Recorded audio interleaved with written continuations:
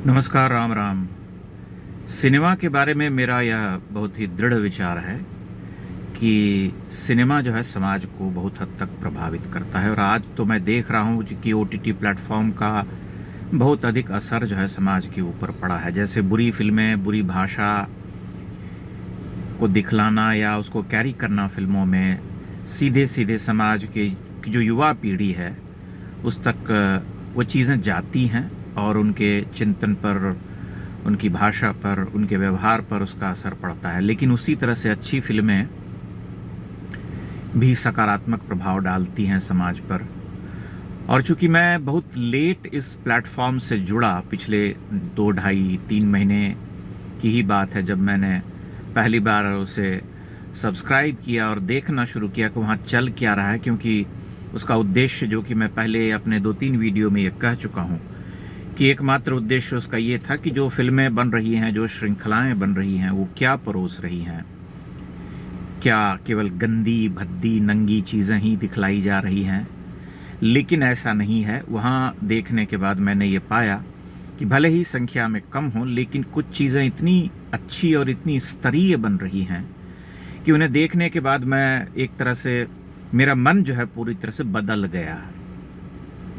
अगर मैं पूरी ईमानदारी से कहूँ तो मैंने ये पाया कि सत्यजीत राय की जो फिल्में थीं, जो कि अत्यंत ही भावना प्रधान फिल्में होती थीं, मनुष्य की जो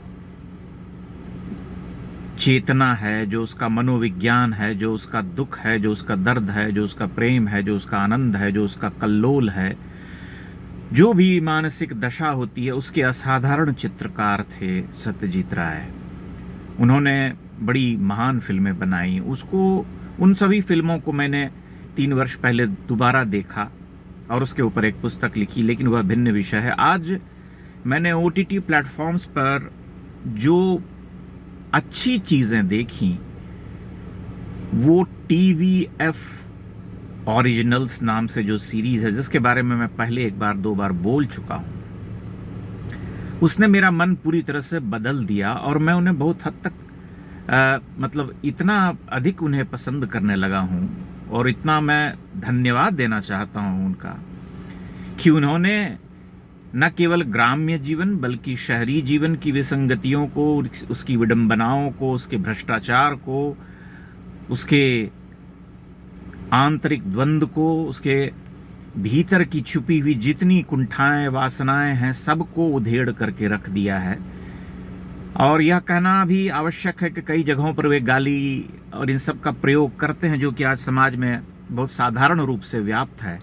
लेकिन उन्होंने अपने ट्रीटमेंट से, जो फिल्में उन्होंने बनाई, जो श्रृंखलाएं उन्होंने बनाई, उस ट्रीटमेंट ने मुझे इतना छुआ है कि मैं एक तरह से आश्चर्यचकित हो उठा हूं कि युवा लड़के हैं, एकदम नए चेहरे हैं, नए नए अभिनेताओं को लिया है, लेकिन निर्देशन में वे इतने पके हुए, इतने सधे हुए हैं। कहानी कहने की जो कला होती है, प्लॉट को पकड़ने में उन्होंने इतनी सूझबूझ और इतनी दक्षता दिखलाई है कि मैं चकित रह गया हूं। इसकी शुरुआत पंचायत सीरीज से हुई, जिसे मैंने बाद में देखा, जो ग्राम्य जीवन की विडंबनाओं, वहाँ फैले हुए भ्रष्टाचार, द्वेष, गिरह कटाई जिसे हम कहते हैं, छोटी छोटी बातों पर एक दूसरे को काटना, एक दूसरे के प्रति ईर्ष्या का भाव रखना, लेकिन प्रेम जो समाज में है, जो सहायता, सहयोग करने की भावना होती है मनुष्यों में, वह भी, उसको भी उसी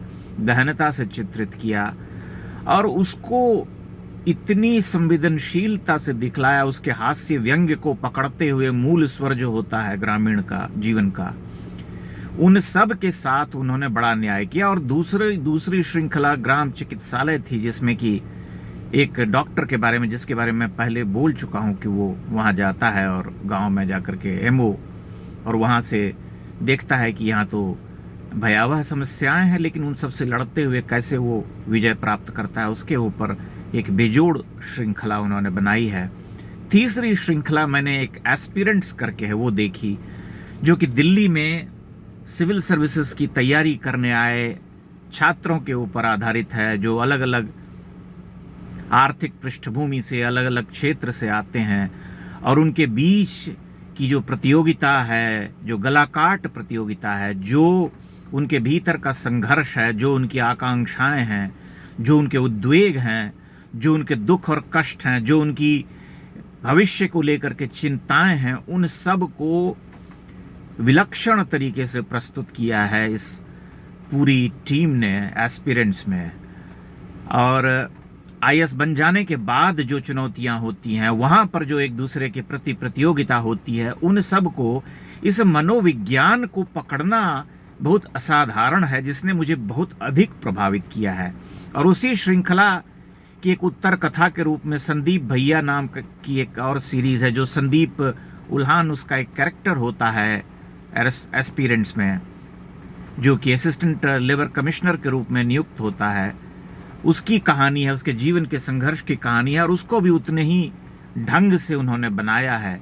इसलिए मैं इनकी बहुत प्रशंसा इसलिए कर रहा हूं कि हो सकता है इन्होंने कुछ अच्छी चीज़ें न बनाई हों, बहुत साधारण चीज़ें बनाई हों, बहुत ख़राब भी हों, लेकिन जो ये चीज़ें बना गए हैं उनको देखना चाहिए कि इन्होंने फिल्म में क्या किया है। मैं समझता हूं कि हिंदी सिनेमा में कोई भी इस हद तक भारतीय समाज की नब्ज को पकड़ने में, गिनती के 2-4 नाम आप निकालेंगे तो आपको वो नाम मिल जाएंगे, अन्यथा आपको वैसे इतनी दक्षता से भारतीय समाज का चित्रण करने वाले, ग्राम्य जीवन से लेकर के शहरी जीवन और छात्रों के जीवन का चित्रण करने वाले लोग बहुत रेयर होते हैं। इसलिए इन्होंने मुझे बहुत अधिक प्रभावित किया। और अभी मैं, जब समय का अभाव रहता है, जब समय मिलता है तो मैं देखता हूँ। तो अभी मैं एक और श्रृंखला देख रहा हूँ, सपने वर्सेस एवरीवन, और वह भी जो है किसी शहरी जीवन का चित्रण है कि एक मनुष्य के क्या सपने होते हैं और उसका जब यथार्थ से टकराव होता है, जो विद्रूप चेहरा है समाज का, जिस तरह के घाघ लोग होते हैं, जिस तरह के मनुष्य होते हैं, जो पग पग पर भ्रष्टाचार फैला है, कैसे फ़ायदा उठाते हैं, उस सब को पकड़ना, उस संवेदना को पकड़ना, उस भाषा बोली, उस संस्कृति को पकड़ना कोई साधारण काम नहीं है। और इसमें उन्होंने बड़ी सफलता प्राप्त की है। गुल्लक की मैंने प्रशंसा सुनी है, लेकिन मैंने उसे देखा नहीं है, क्योंकि मेरे एक परम प्रिय मित्र का ये कहना है कि वह उतनी अच्छी श्रृंखला नहीं। मैं देखूंगा उसे कभी समय मिलेगा तो। परंतु ग्राम चिकित्सालय पंचायत, एस्पिरेंट्स, संदीप भैया और सपने वर्सेस एवरीवन, हालांकि उसे अभी बहुत कम देखा है, एक एपिसोड ही देखा है उसका, सीज़न 1 का, इसलिए आधिकारिक तौर पर कुछ नहीं कह सकता। लेकिन सबसे बड़ी बात होती है कि ट्रीटमेंट कैसा करता है एक निर्देशक, जब फिल्म के किसी प्लॉट को पकड़ता है, कैसे चित्र रचता है, कैसे दृश्य रचता है, कैसे जो उद्वेग होता है उसको कैसे पकड़ता है मनुष्य का। वो सबसे बड़ी बात यह है कि उसकी पटकथा भी बहुत अच्छी होती है, और उसने पार्श्व संगीत में भी बहुत अधिक मेहनत की है। बहुत अच्छा, बहुत लाउड नहीं होते हैं, जिसमें लगातार संगीत बजता रहता है, कई सारे मैंने देखे हैं अन्य भाषी फिल्मों में भी। इन सब चीज़ों को देखने के बाद मैं यही अनुभव कर पाता हूँ कि ये बड़े मंजे हुए लोग हैं, जिन्होंने बहुत ढंग से सिनेमा को समझा है, और इन्होंने जो दिया है हिंदी सिनेमा के प्लेटफॉर्म को, उसे कभी भुलाया नहीं जा सकेगा, उसे निरंतर याद रखा जाएगा। मैं तो बहुत कृतज्ञ हूँ, मैं बहुत धन्यवाद देता हूँ उनका कि उन्होंने असाधारण चीज़ें बनाई हैं। और मैं उनसे इतना प्रभावित हूँ कि अगर मेरा संदेश उन तक पठाया जा सके तो ज़रूर पठाया जाए, किसी के द्वारा ही सही, कि वे बहुत अच्छा कार्य कर रहे हैं। मैं आशा करता हूँ आप सभी इन श्रृंखलाओं को देखेंगे। अधिकांश लोग देख लेते हैं, आजकल सबके मोबाइल फ़ोन पर उपलब्ध होता है। जिन्होंने नहीं देखा हो वे अवश्य इसे देख सकते हैं। बहुत बहुत धन्यवाद।